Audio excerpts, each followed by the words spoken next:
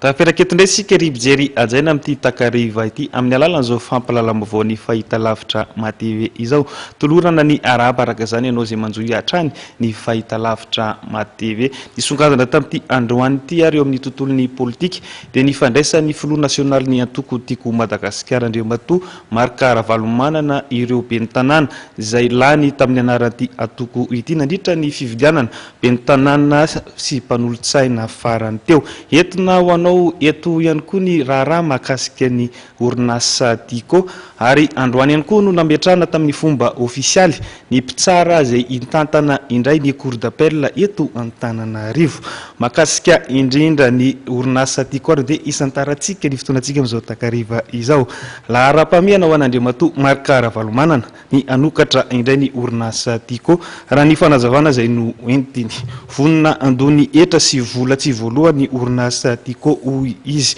Raha tokosaka tsy misy ny maromaritra iraisana hita amin'ny fanokafana ity orinasa ity dia azo eritreretina ny ananganan'Andriamatoa Marc Ravalomanana indray orinasa vaovao miaraka amin'ireo mpiara-mombona antoka aminy. Tsy maintsy anokatra ny orinasa Tico Andriamatoa Marc Ravalomanana vonina andony etra sy mivola tsy voalohany ny orinasa Tico izy. Raha tsy misy ny maromaritra iraisana hita amin'ny fanokafana ny orinasa Tico, everina ny ananganan'Andriamatoa Marc Ravalomanana orinasa vaovao miaraka amin'ny mpiara-mombona antoka aminy. Io no anisan'ny nambaran'Andriamatoa Marc Ravalomanana tao anatin'ny fiaonana tamin'ny mpanao gazety teny Faravohitra taorian'ny fitsidihany tany ivelany. Tehalala zany hoe inona marina no mba azonareo anampiana satria ao anatin'ny fahasahiranana Tico amin'izao fotoana izao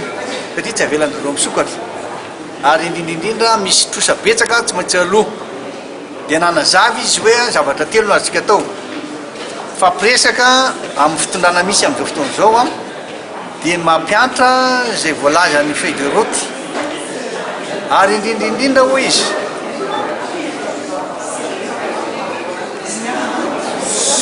ary indrindrindrindra hoy izy ataontsika izay ahafahana miresaka amin'ireo le communauté internationale sy ireo le mpamatsy vola na ireo le firenena matanjaka toy ny Amerikanina, ny Union Européenne, ny Union Africaine ary indrindrindra ny SADC. Fantatrao angamba fa hoe ho avy eto ny iraka manokana SADC atsoatsy. Ny antony dia satria fa nilaza foana hoe tokony mba hosokafa ny Tico satria zahay efa vonona andoha izay trosa na etra tsy voaloha na misy an'ireo le hofatrano. Dia tamin'izay indrindra no natonga ny resaka koa laza hoe rehefa tsy vonina zareo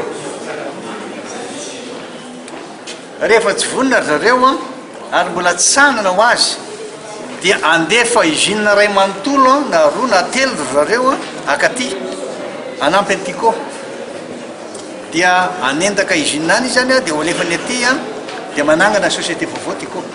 fa hovana ny anarany atao hoe Miko ohatra